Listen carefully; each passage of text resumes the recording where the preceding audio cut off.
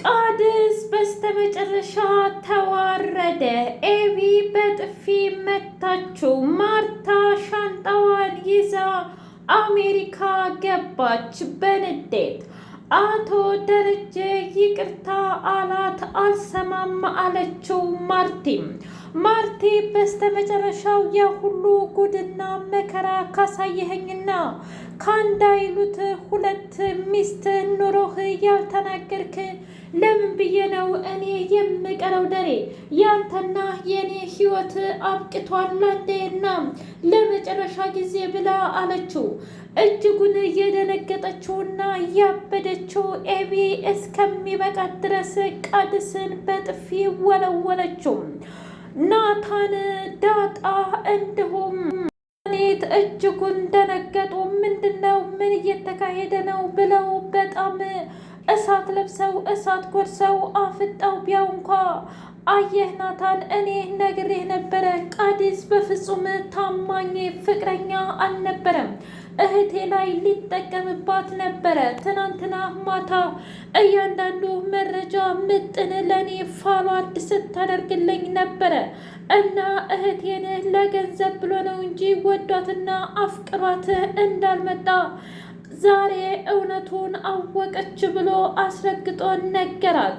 ኤቢ እና ማርቲ እጅጉን ደንግጠው እማዬ ጉዴን ተመልከቼ እኔ ተዋርጃለሁኝ እያለች ብቻዋን ስታወራ አየሽ። ለዚህ ነበረ መጀመሪያ ተጠንቀቂ ያልኩሽ ኤቢዬ። አንቺ በእኔ ትዳር ገብተሽ ትፈተፍቻለሽ፣ ነገር ግን ያንቺም ጉዴ ይሄውና ወጣች። ወንድ ልጅ ውደጁ እንጂ አትመኒው ብዬ ነግሬሽ ነበረ። በስተመጨረሻም ቃዲስ አዋረደሽ ብላ ማርታ አልለቀውም፣ እኔን አያድርገኝ፣ እኔ ማርታ አይደለሁም እሱ ማነውና ነው ልጅ ላይ የሚጫወትባት እያለች እምባደም እያለቀሰች አሁን ደረጀ ቁሞ አለመሄዱ ነው። ደግሞ ቁሞ ቢሄድና ቢናገር ቃድስን ልክ ያስገባው ነበረ። ወይኔ ማርቲ እያለች ስትናደድ ጀግናውና አርጁን ምን እያልሽ ነው ማርታ? እኛ እኮ እውነት በፍቅር ነገሩን እንጨርሰው ብለን እንጂ በጠብ ከሆነ እኛ ከሱ በላይ እንደምንበልጥ አንቺም ጠንቀቀሽ ታውቂያለሽ። ኤቢ ላይ ፍቅሬ ላይ ያደረገው ነገር ከባድ ቅጣት ይገባዋል ብሎ አርጁን እሳት ለብሶ እሳት ጎርሶ ለኤቢ ማገዙን ጀመረ።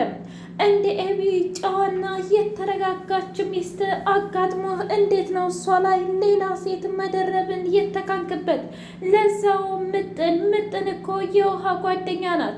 ለኤቢ ደግሞ ልክ እንደ ታናሽ እህቷ። አረ እንደው እሱን ተወውና ብትወልድ ሁሉ የምታደርሳት ልጇ ማለት እኮ ናት።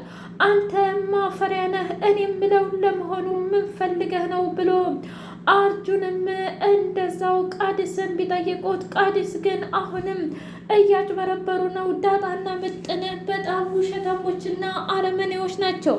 ኤብዬ አንቺንና እኔን ለማጣላት እንጂ እውነት ይሄ ትክክል ሆኖ አይደለም ብሎ አላት። ሰላም ሰላም እየተከበራችሁ የህያ ቤቴ ቤተሰቦች እንዲናችሁልኝ ሁሉ ሰላም ሁሉ መልካም። ምን እግዚአብሔር ይመስገን ሰላም ነኝ፣ ደህና ነኝ። ለዚህ ቻናል አዲስ የሆናችሁ ሰብስክራይብ እያደረጋችሁ ቤተሰብ ይሁኑ። ነባር ቤተሰቦቼ ስለምትከታተሉኝ እጅጉን አድርጌ አመሰግናለሁ። እጅግ አስተማሪውና አጓጌው ዳጣ ድራማ እንደቀጠለ ይገኛል። ማርቲ በጣም ፈርታና ተክዛ ደረጀ ክፍል ስትገባ ምጥንና እንዲሁም ውሃዬ ምግብ እየበሉ ነው። እናንተ አታፍሩም እንዴ የደረጀን ምግብ የምትበሉት ብላ ስትላቸው እማዬ አባዬ እኮ አልበላም ብሎ የእሱን ትራፊ ነው የበላ ነው። ለመሆኑ ግን አንቺ ለምን መጣሽ ብላ ስትላት ውሃዬ አንቺ እብድ ሆንሽ ልጅ፣ ደግሞ በገዛ ቤቴ አልምጣ እንዴ? ደረጀ እኮ ባሌ ነው። በዛ ላይ ደግሞ እሱን የማናገረው ነገር ስላለ እባክሽን ሌላ ነገር ከምታወሪና ከምትቀበደጂ አሁን ብትሸገር ብትሄጂ ይሻልሻል ብላ አለች። እውነቴን ነው። አሁን ውጡልኝ ብላ እያንዳንዱ ነገር ለደረጀ ነገረችው። ደሬ እስከ ዛሬ እፈራሃለሁ ብዬ አንድም ቀን አስቤም አልሜም አላውቅም ነበረም፣ ግን ዛሬም በጣም ፈርቻለሁ ደረጀ። ስለዚህ እኔ በጣም ስለደከመኝ አሜሪካ እህቴ ጋር ለመሄድም ወስኛለሁ። አንተን ደግሞ ከውጭ ዶክተሮች ጋር ስላነጋገርኩልህ ሂደህ መታከም ትችላለህ ብላ አለችው። እናም ሀሳብህን በወረቀት ግለጥልኝ ስትለው አቶ ደረጀ ግን በፍጹም እኔ አልፈልግም መታከም እና ደግሞ አንቺም ይቅርታ አድርጊልኝ እያለ ሲል ማርቴ እሳት ለበሰች፣ እሳት ጎረሰች። ምን አይነቱ ደፋር ነው! ጭራሽ 20 ዓመት ሙሉ ማቅጠህብኝ፣ 2 ሚስት አንድ ቤት ይዘህ አለማፈርህ፣ ጭራሽ እንዴት እንደት ብትደፍረኝ ነው ብላ እምቢ ዘራፍ አለች። መድኃኒት አቶ ደረጀን ትሰማኛለህ አንተ አረመኔና ጨካኝ። አሁን ደግሞ ቀጣይ የሚቀረኝ የዳጣ ሙሉ ማንነት ነው። ዳጣንም እንደምንም ብዬ አሳምንና የአንተ ልጅ መሆኗን አረጋግጣለሁ። ከዛም ደግሞ ሂጄ ቀስ በቀስ ለማርቲ እነግራታለሁ።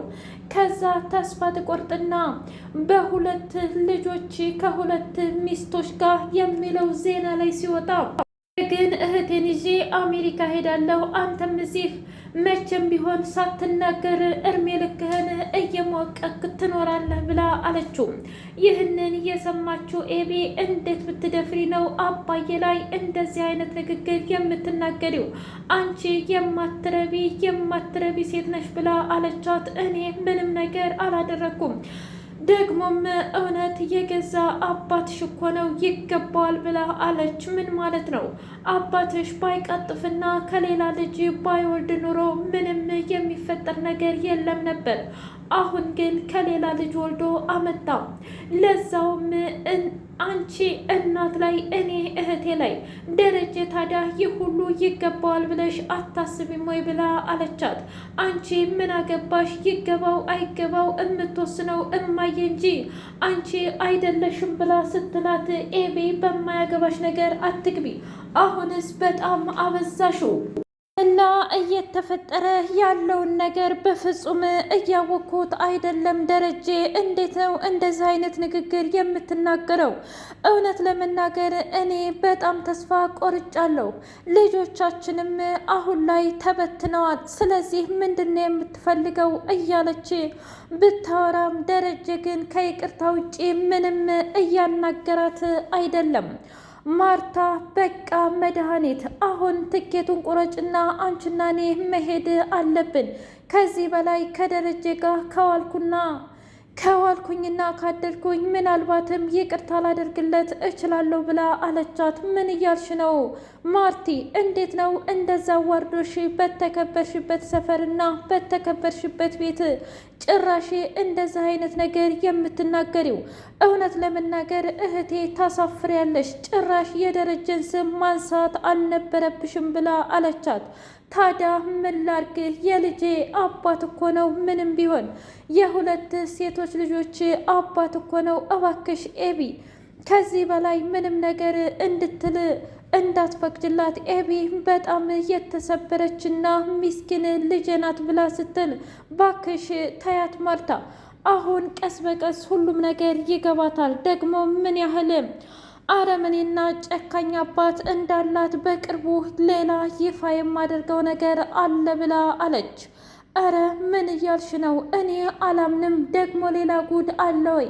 በባለፈውም አንቺን ሳላምን ቀርቼ ነው ሌላ ጉድ የተፈጠረብኝ ብላ አለች። አዎ እንግዲህ አንቺ የማታውቂው በጣም ብዙ ነገሮች ስላሉ ቀስ በቀስ ይፋ ይሆንልሻል። እዛ ድረስ ግን ምንም አይነት ማሰብና መጨነቅ አይጠበቅብሽም፣ አብሽሪ ብላ አለቻት። ለዛ በቅናት ተንገበገበች። አቻ እና መድኃኒት አቻን በጣም እየረበሸችው ትገኛለች። እኔ ምልህ አግብቼ አሜሪካ ልውሰድህ፣ በዛ ላይ በጣም ወንዳ ወንድና ብልጥ ብልህ ነህ ብላ ስትለው ለምን ምግብ አልጋብዝህም ብላ አለችው። ምን እያልሽ ነው?